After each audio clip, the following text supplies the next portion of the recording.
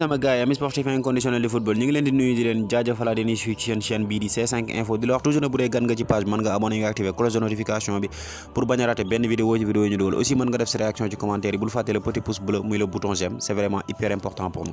ñu tàmbali seen tour de presse sportif foofu ci Italie nag ak blessure kooku di Paul Pogba daanaka mën nañ ne moom la média italien yépp xëyee média bu ci mel ni Corriere dello Sport moom la xëyee ba titré ci page yu njëkk yéene kaayam ndax Pogba dina dem ci mondial ba ratera-t-il le mondial ou pas loolu nag question la boo xamante ne bi mënaguñ cee tontu wala boog amaguñ ci ay firnde yu leer parce que kat média italien bi xamle na que ne légion bi nga xamante ne bi kooku di Paul Pogba am na ko au niveau du ménisque kat dafa gën a garaaw ka li nga xamante ne bi moom lañ yaakaaroon et carrément il risque de louper loolu nga xamante ne bi mooy mondial ba am foofu ca Qatar média boobu nga xamante ne bi nag mooy la Gazzetta dello Sport ñëw na ci ñaari possibilités yi nga xamante ne bi moo am pour que kooku di Paul Pogba soigné wu benn bi nag dina ko may moom teewee mondial bi mais c'est un peu plus risqué que l'autre premier bi nag mooy que ne mu dindi loolu nga xamante ne bi mooy cartilage bi loolu nag dina ko éloigner des terrains un peu près de 2 mois donc nag ñaari weer mais dina ko may aussi mu football loolu nga xamante ne bi mooy mondial bi mais tamit am na ay risques yu ci am parce que kat dina am ay risques ci li nga xamante ne bi mooy avenir u Paul Pogba surtout au niveau du genou. Deuxième possibilité bi nag mooy mu bàyyi fa cartilage bi te bàyyi ko mu soigneel boppam loolu nag dina ko éloigner des terrains un peu plus de 4 mois donc nag ce qui est vraiment désolant de voir un France sans Paul Pogba benn mondial bu France di dem sans Paul Pogba amis sportifs inconditionnels du football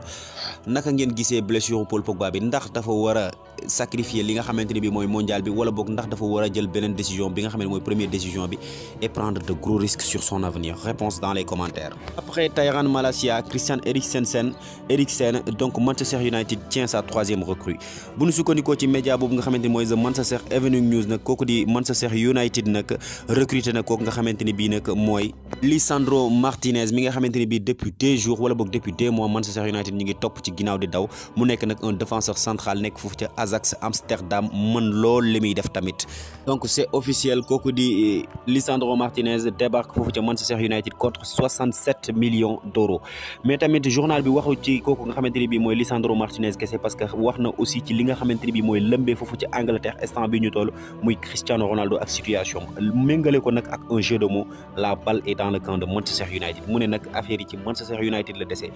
te aussi fi affaire yi toll instant bii nii c'est en faveur du Man U mu ne nag jamono ji Man U moom moomee vent parce que tamit même bu fekkee Cristiano Ronaldo bëgg a dem taxut a mën a dem et encore une fois boo bëggee tamit il va falloir que nga am foo jëm tamit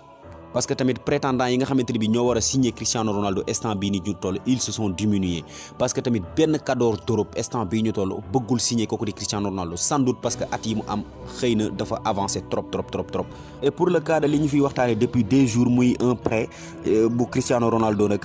média anglais bi xamle na carrément que ne ce serait vraiment difficile dana jafe lool pour que Cristiano Ronaldo dem pour un prêt média boobu nag di Marca muy un média espagnol nag révélé na raison yi nga xamante ni bi tax na li nga xamante ni bi mooy un prêt di nekk lu jafe ci kooku di Cristiano Ronaldo surtout foofu ci Atlético Madrid mais nag joxe na ci ay solution parce que solution bi mu ci joxe bi gën a mag wala boog bi nga xamante ni bi gën nañ ko cee ràññee muy départ kooku nga xamante ni bi mooy Antoine Griezmann moom la xëyee sax ci xëtu njëkku yéene kaayam ba xamle ba def méngale ko ak un jeu de mots muy que ne kooku di Griezmann est la clé de Cristiano Ronaldo mu ne nag Griezmann moo yor caabi kooku di Cristiano Ronaldo parce que pour que Cristiano Ronaldo ñëw foofu ci Atlético Madrid il va falloir impérativement que kooku di Antoine Griezmann jóge ca club ba te loolu nag lu jafe lay doon parce que kooku di Antoine Griezmann amul benn yoon envie wu jóge foofu ci Atlético Madrid encore nag kooku di coach am tamit même li bu dee bëgg na Cristiano Ronaldo ñëw aussi bëggul kooku di Griezmann rëcc ko as nag moom forme exceptionnelle bu Karim Benzema la xëyee moom la xëyee ci xëtu njëkk yéene kaayam wax ne il est revenu comme il est parti maanaam ni mu demee woon noonu la ñëwee waat amul dara lu changé ci moom affiché nag ci page am bii bu exceptionnel bi nga xamante ni bi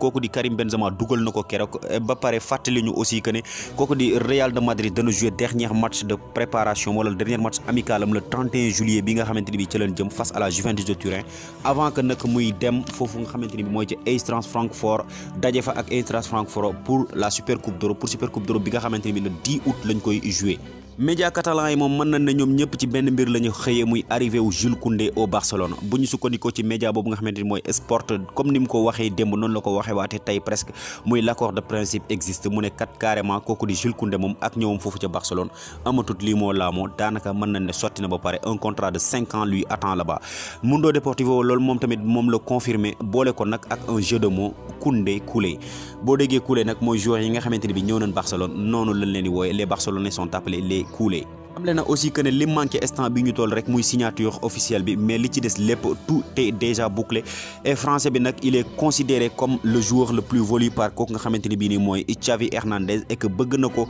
boole ak Araujo constituer li nga xamante ni bii mooy son défense de rêve boo xamante ni bii défense béton armé lay doon. Et tamit il faut pas oublier que ne Barça recruté na beneen défenseur muy kooku de Christian Eriksen et que mi ngi xaar aussi kooku nga xamante ne bii nii mooy César Azpilicueta donc nag mu nekk loo xamante ne bii un bataille lay doon entre la défense du Barça sans oublier nag kooku nga xamante ne bii mooy Gérard Piqué nga xamante ne bii icône la ci équipe bi te ma nga fa ba léegi. ñu jógee foofu nag jàll ba foofu nga xam ne mooy fa France nag ñoom nag ñaari doomi Sénégal yi ñoo fay lëmbee à commencer par Bamba Dieng mi nga xamante ne bii mën na jógee foofu ca Marseille il n'est plus voulu là-bas pas par les supporters du supporters yi nag ñoo ko fa bëggagul ba tey parce que ñooñu di supporters yi ñoom def nañ ko ci seen xol mais nag ka ko fa bëggul instant bi ñu toll muy Igor Tudor muy le nouveau coach moom mi nga xamante ne bi considéré na ko nag comme le dernier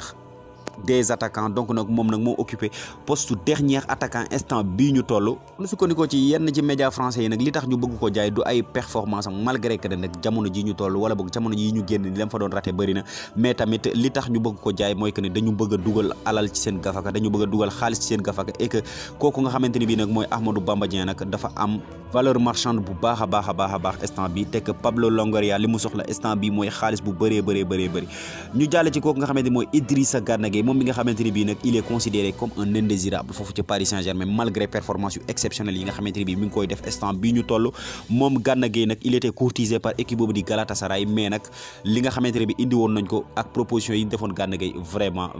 mënu ko woon a accepter mais instant bii ñu toll beneen club d'Angleterre moo duggaat ci li nga xamante ni bi mooy débat bi muy kooku di Everton mi nga xamante fa la Gana Gueye jógee woon ñëw foofu nga xamante mooy ca Paris Saint-Germain. donc Gana Gueye voudrait lui rester Gana Gueye moom li mu bëgg mooy des foofu ca Paris Saint-Germain mais tamit Christophe Galtier moom carrément xam le ne dafa bëgg a garder kooku di Danilo Pereira et que Renato Sanchez day waaj a ñëw foofu ca Paris Saint-Germain donc il va falloir faire la place donc nag il va falloir que ñu dégraisser tuuti donc Gana Gueye est mis sur le marché mais sama gars yi sportif inconditionnel du football lan ngeen xalaat ci kooku nga xamante ni mooy Everton ak Gana Gueye ndax dafa war a dem foofu ci Everton ndax dafa war a def foofu ci Paris Saint-Germain réponse dans les commentaires c'était tout pour aujourd'hui sama gars yi li leen seen C5 info di la wax toujours ne bu dee gan nga ci page bi mën nga abonné nga activer cloche de notification pour bañ a rater benn vidéo ci vidéo ñu dugal aussi mën nga def sa réaction ci commentaire yi bu fàtte le petit pouce bleu muy le bouton j'aime c'est vraiment hyper important pour nous merci et à très bientôt